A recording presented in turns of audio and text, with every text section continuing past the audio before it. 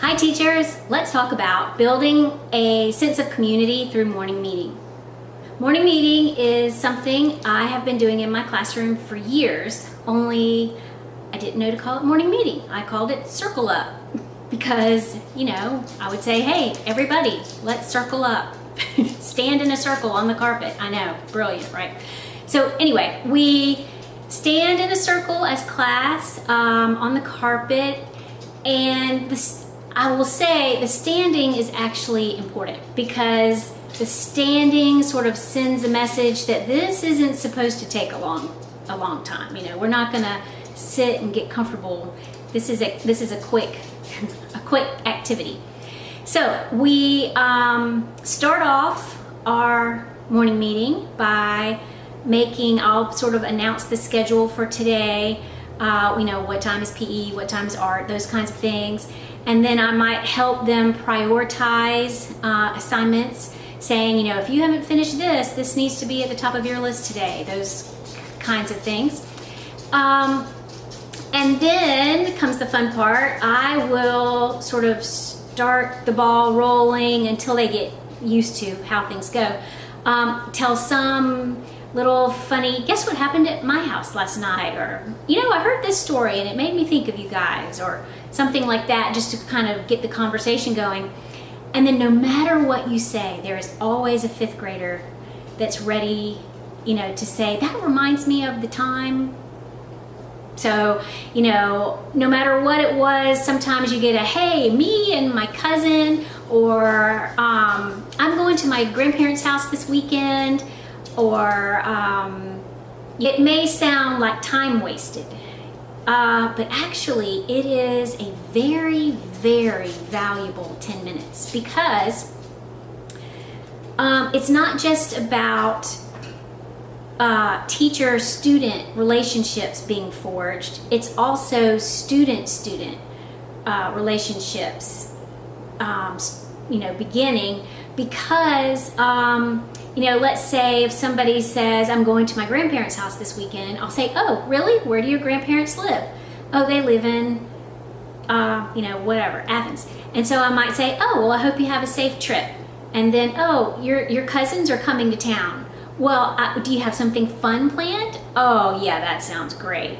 So that sort of humanizes the teacher, and then sometimes I even say, hey, this weekend my family, we're going so-and-so, or we worked in the yard, whatever the case may be. But it's just sort of a chance for them to get to know the person rather than the teacher.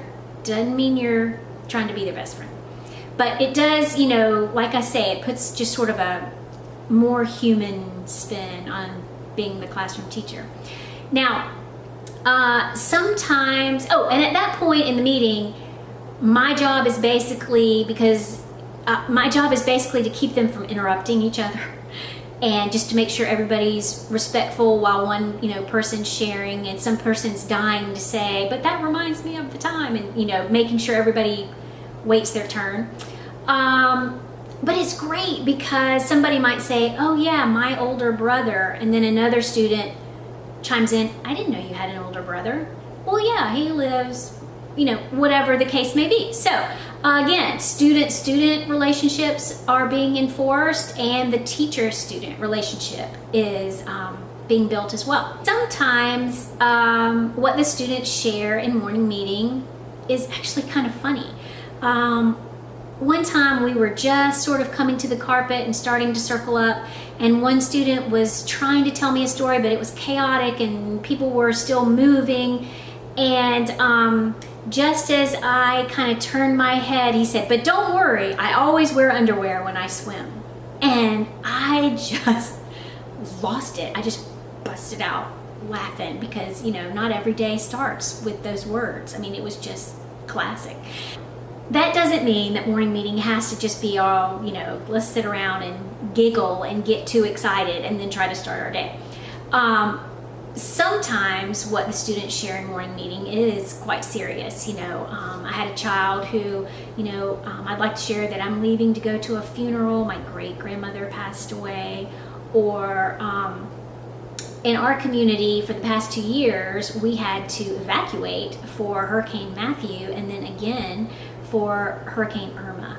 And when we come back to school, it's important to, give a little extra time to morning meeting, because the kids need to have a few minutes. I'd rather have a few minutes of sharing than have them trying to have these little side conversations all day.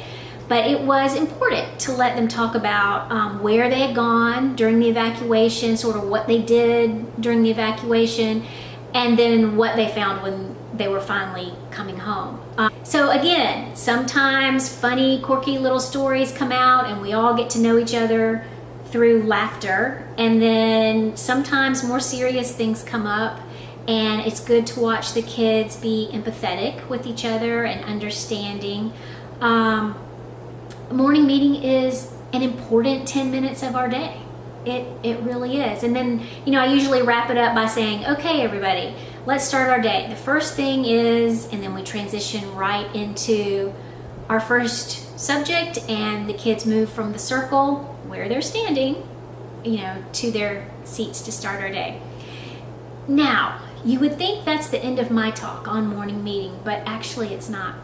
At my school, we have been doing morning meeting for, I dare say, 30 years, probably. The school's only 40 years old, and I think they've been having a collective morning meeting of the elementary school for more than half of those years. At our school, we have Friday morning meeting, and that is when I'm at a school small enough that grades pre-K through 5 can all fit in the lunchroom at one time. And so that's what we do. Every Friday morning at 8:10, we go down to the lunchroom. There's a stage at one end of the lunchroom, and our Friday morning meeting is student-led. So, for example, the 5th graders, being the seniors of the elementary school, always are the first leaders. So when we go back to school, my class will be one of the first, or either, one of the first groups to lead morning meeting. So you have 5 leaders, and they sit up on the stage, and everyone else is, down at the tables. And we have the leader, then we have a leader that leads the pledge. Then we have a leader that says a prayer. After the pledge, the collective group as a whole has, we sing a patriotic song. The music teacher plays the piano. We do a patriotic song. And then there's the leader who says a quick prayer. And then there are announcements. And this is great because teachers have to raise their hand and be called on by the student leader to make their announcements to the group. The principal always has a part of the program where, the leader says, and now a word from our principal. And so she comes out and makes a couple of announcements. It might be something as easy as, hey, everybody, don't forget, the weather's getting cold. Don't forget to put your name in your jackets. It can be anything. But the parent council or PTO representative might come and make an announcement.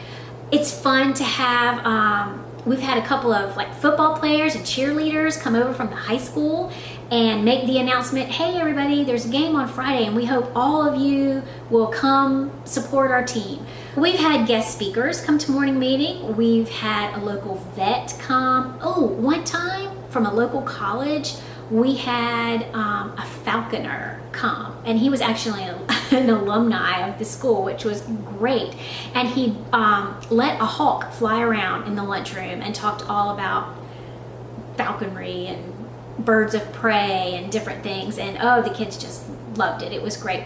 But again, morning meeting can be whatever. It can be as simple. Some weeks it's very simple, or as special event as you need it to be. Now, at some point during the year, almost every class does some kind of program at morning meeting where, for example, the 2nd grade, maybe they study continents. So they put together some sort of demonstration of their learning. And it might be, we talk about this continent and then we sing a song that we learned about it, or then we talk about this one and somebody reads their report, or whatever it may be. But again, for students to know that what they're doing is going to be presented at morning meeting, you're offering an authentic audience other than, your teacher, which is always good.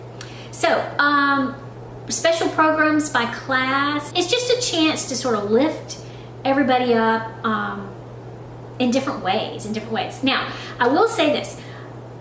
How do you make sure the same kids aren't being praised every week? There's always that question sort of running through the elementary teacher mind. But one thing we do is there's a small committee of teachers, and they are the birthday committee. And we actually recognize every child for his or her birthday by month. So like the last Friday of the month, it might be, okay, today's the day, anybody with a September birthday. So they'll call them up on the stage one by one, the birthday committee. And, the 5th graders with September birthday, 4th graders, and then they stay on the stage once they go up. So of course we call pre-K last so that they don't have to stand up there so long. But really, it sounds like such a simple thing, but truthfully, it's the beginning of public speaking, because even the pre-K and kindergarten, they go up, the teacher holds the microphone, she says, "What's your name?" They say their name in the microphone. She says, "When's your birthday?" They say the date of their birthday. And then she might ask them a question, like, "Do you have special plans? Are you going to eat something yummy on your birthday?" And they'll say, "Cake," and it's adorable. And the parents come to morning meeting, they can sit in and watch. So it's a community. Like I said, it's just a strong community building event. And then I need to get back to our 5 leaders, because I've only told you 3. After all the announcements are made, or the program that is going to happen, one of the leaders is the green moment. And that is a leader who shares some type of environmental news. It doesn't have to be just, don't forget to turn the water off while you're brushing your teeth, but, different advances that are being made in that area of science as well. And then we have another leader who is the current event. And this person, it can be anything from, don't forget this weekend, there's a, art show, whatever. It can be that kind of special event or current event. Sometimes it's, about our own school. Did you know that one of our high school kids was recognized for blah, blah, blah, anything like that. And then the final step, the final leader in morning meeting is the thought for the day. And that leader, reads in the microphone, reads the little thought for the day, and then everybody stands up and the music teacher plays the school alma mater, and all the little kids learn it and sing it at the end of morning meeting. So, I know it sounds long, but it's really not. If we start about 8:10, we're finished definitely by 8:40, and again, you ask, why would you give up such instructional time? But really, taking the time to build that sense of community, to build that sort of family, let's all cheer for each other atmosphere, is so worth every minute. It really is. It just helps in so many ways. It's just, take my word for it, it's just a good thing to do. Morning meeting is pretty special. So if you like this video, don't forget, give it a thumbs up, all that kind of good stuff, and let's get to teaching.